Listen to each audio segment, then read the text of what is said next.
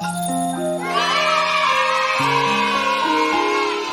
1.2 का पहले सवाल है।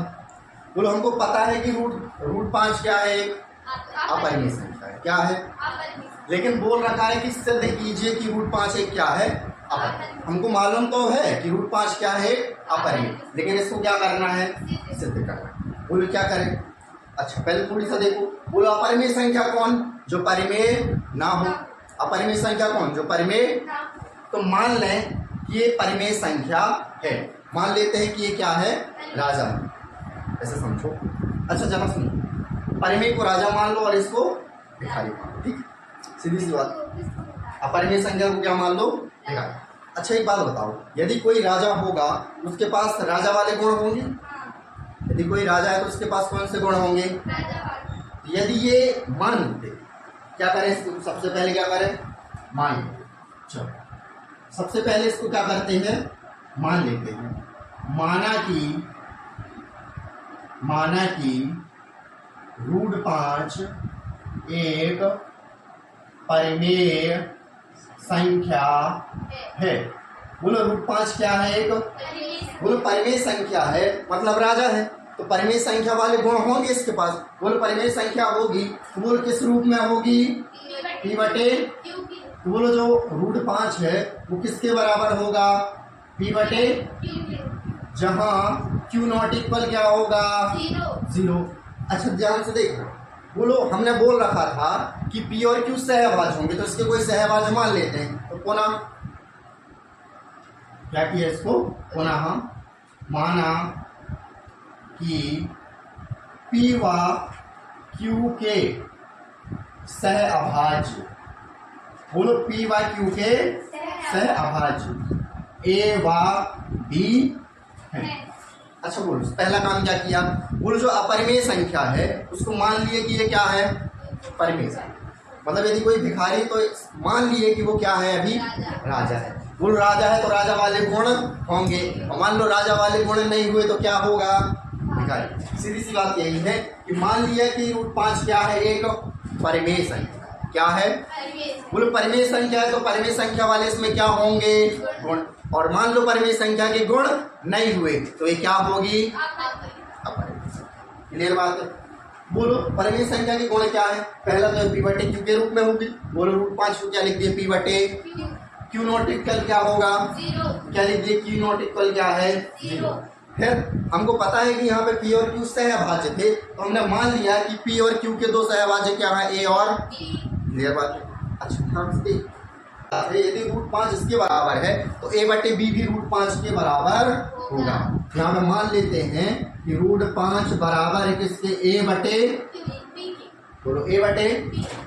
चलो जरा कुछ करते हैं, बोलो b का यहाँ से मान निकालते हैं। किसका मान निकालें, हर बार तुम किसका मान निकालोगे, बोलो b को यहाँ भेजोगे तो क्या ये रूट 5b हो जाएगा, बराबर क्या बचेगा।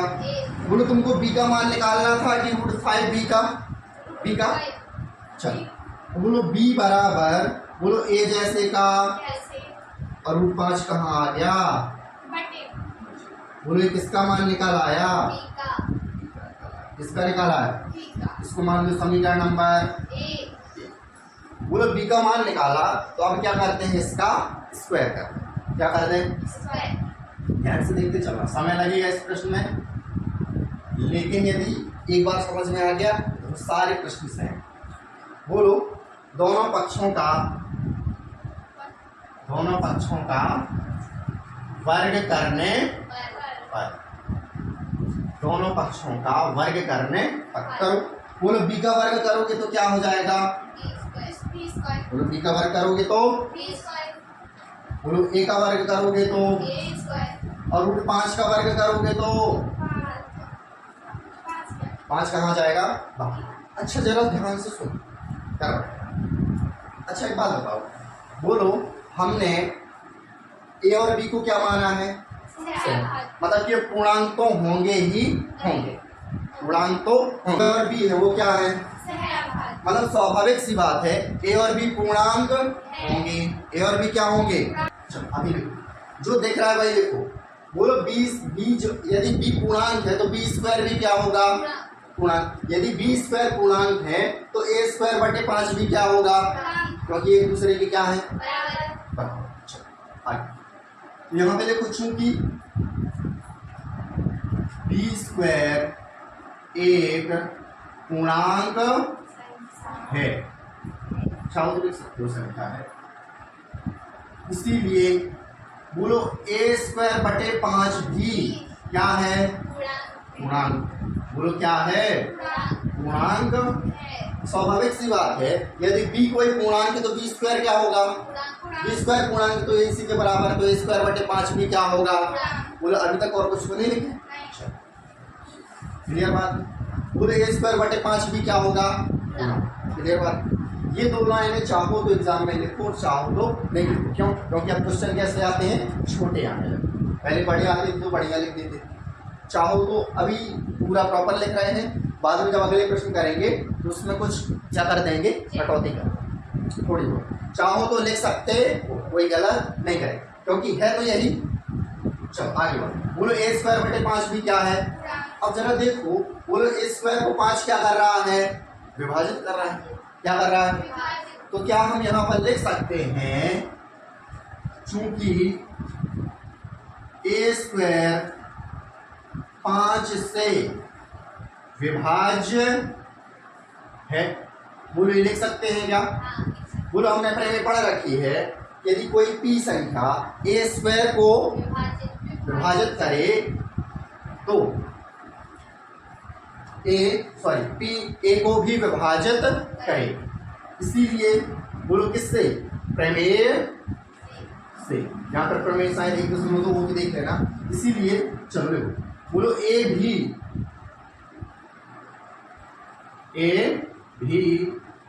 5 से विभाज्य होगा। बोलो ए भी 5 से क्या होगा, विभाज्य। तो हम मान लेते हैं, माना कि a बराबर 5c। बोलो क्या मान लिया, a बराबर 5c। चलो समीकरण 1 उसको मान लिया है, चाहो तो समीकरण नंबर 2। बोलो a बराबर क्या मान लिया हमने, 5c, a बराबर 5c। बोलो a का मान उठा के समीकरण नंबर, a का मान समीकरण 2 में रखने पर रखो। बोलो क्या होगा, बोलो बी स्क्वायर जैसे का, बोलो ए का मान कितना है 5c का होल बटे में जैसे का आगे देखिए। बोलो यहाँ तक कहानी क्लियर है, क्लियर है। बोलो बी स्क्वायर बराबर 5c का स्क्वायर बटे 5। चलो करो। बोलो बी स्क्वायर बराबर, बोलो 25 और c का स्क्वायर मतलब c स्क्वायर और बटे में, बोलो 5 से 25 कट जाएगा क्या। तो बोलो बी स्क्वायर बराबर 5c का, ध्यान से देखो। बोलो यहाँ पे काय का मान निकाले थे, अब काय का मान निकालेंगे, सॉरी इसका निकालोगे, चलो निकालो। बोलो यदि c स्क्वायर को यही रखोगे तो 5 कहाँ चला जाएगा। बोलो क्लियर बात, कोई दिक्कत। तो बोलो सी स्क्वायर का मान क्या आ गया, बी स्क्वायर बटे, क्या सेम वैसे ही कुछ कहानी बनती समझ में आ रही है। यहाँ बी स्क्वायर था, ए स्क्वायर बटे 5, यहाँ सी स्क्वायर क्या होगा, बी स्क्वायर बटे, चूंकि बोलो यहाँ पे बी स्क्वायर 5 से विभाज्य है। बोलो क्या यही लाइन हमने यहाँ पे लिखी थी। बोलो स्क्वायर का ऐसे विभाज्य है और ये भी किससे विभाज्य है, तो लाइन एकदम सेम टू, इसीलिए बोलो हमको फिर प्रमेय याद आ रही है ना। बोलो प्रमेय से, बोलो बी स्क्वायर 5 से विभाज्य है तो प्रमेय के अनुसार बी भी 5 से विभाज्य होगा। क्लियर बात। अच्छा बोलो बी भी किससे विभाज्य होगा, यहाँ पे देखो ए भी किससे विभाज्य है। बोलो यदि ए भी 5 से विभाज्य है और बी भी 5 से विभाज्य है तो क्या हम बोल सकते हैं कि ए और बी दोनों 5 से विभाज्य हैं? हाँ या ना? दोबारा सुनो, हमने कहा यदि ए 5 से विभाज्य है साथ में बी भी किससे विभाज्य है, तो क्या हम बोल सकते हैं कि ए और बी 5 से विभाज्य। अतः ए व बी 5 से विभाज्य है। बोलो हमने क्या बोला, ए और बी किससे विभाज्य है? बोलो एक ही संख्या से यदि दो संख्याएं विभाजित तो हो रही हैं मतलब कि उनमें उभयनिष्ठ गुणनखंड होगा। इसलिए ए व बी का उभयनिष्ठ गुणनखंड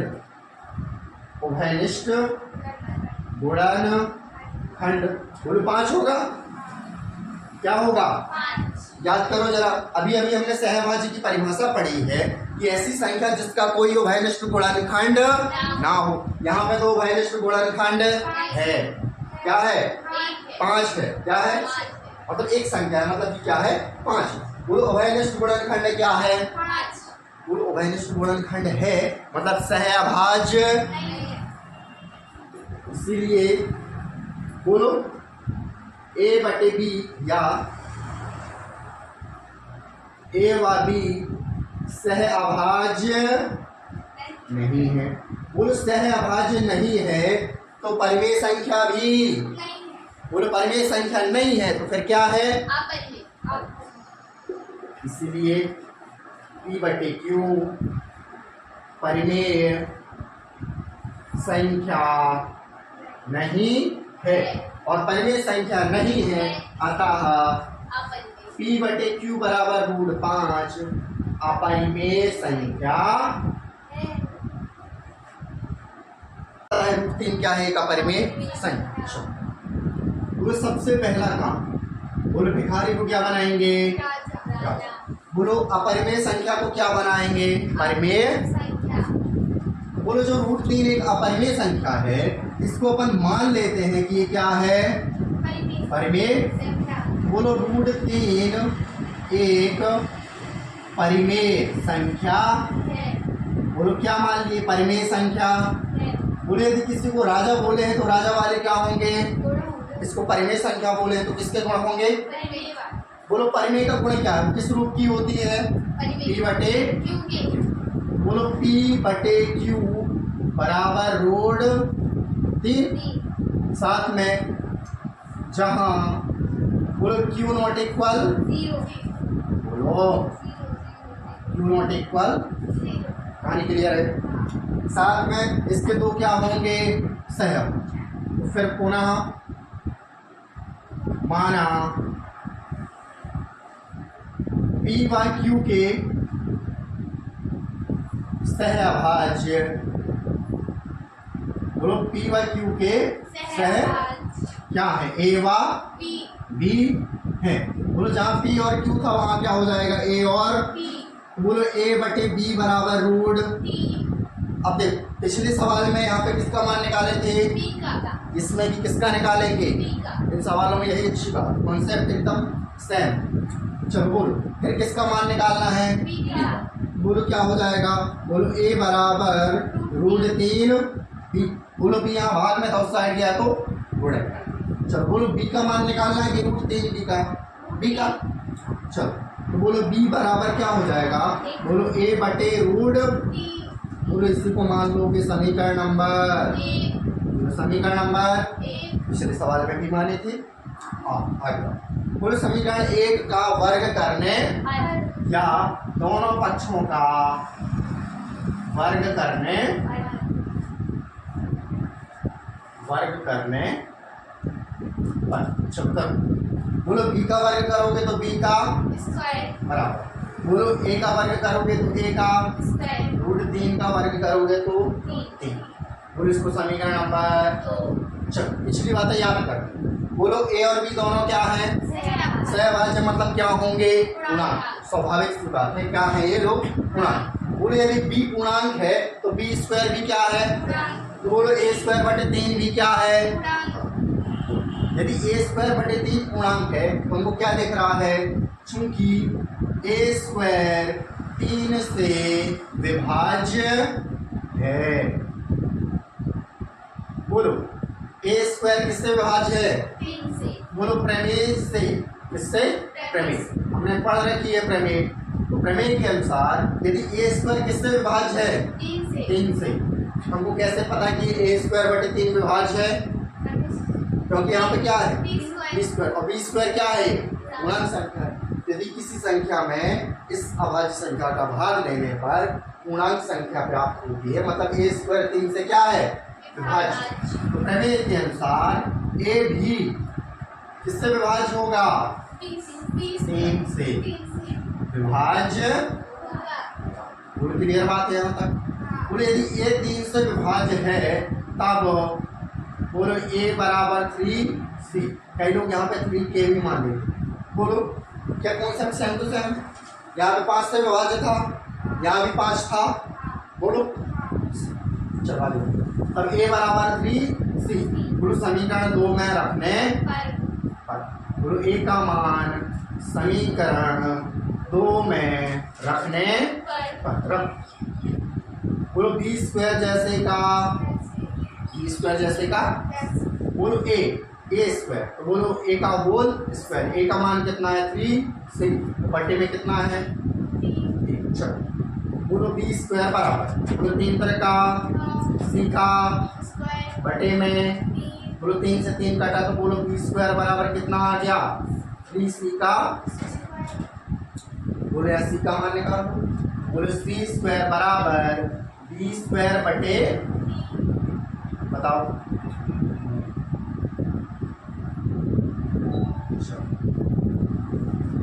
बोलो सी स्क्वायर बराबर क्या आ गया, बी स्क्वायर बटे, जो देख रहा है लिखो। बोलो बी स्क्वायर किससे विभाज्य है, बोलो बी स्क्वायर 3 से विभाज्य है। बोलो बी स्क्वायर हो किससे विभाज्य, इसीलिए प्रमेय के अनुसार बी भी 3 से विभाज्य। क्लियर बात है, जरा देखो। बोलो ए भी 3 से विभाज्य और बी भी, तो क्या हम बोल सकते हैं ए और बी 3 से विभाज्य। चलो देखो, अतः ए व बी 3 से विभाज्य। बोलो यदि कोई दो संख्या एक ही संख्या से विभाज्य है, मतलब ये है कि ये वाली संख्या इन दोनों की क्या है, अनिष्ट गुणनखंड है। बोलो इसलिए बोलो ए व बी का उभयनिष्ठ गुणनखंड क्या होगा, बोलो क्या होगा, उभयनिष्ठ गुणनखंड क्या है, बोले कि किसी संख्या का उभयनिष्ठ गुणनखंड है मतलब कि वो सहअभाज्य अरे नहीं है। इसलिए ए व बी सहअभाज्य, बोलो सहअभाज्य नहीं है मतलब कि परिमेय संख्या भी नहीं है। अतः p बटे q परिमेय संख्या नहीं, बोलो परिमेय संख्या नहीं है, इसलिए ये क्या है, अपरिमेय संख्या है।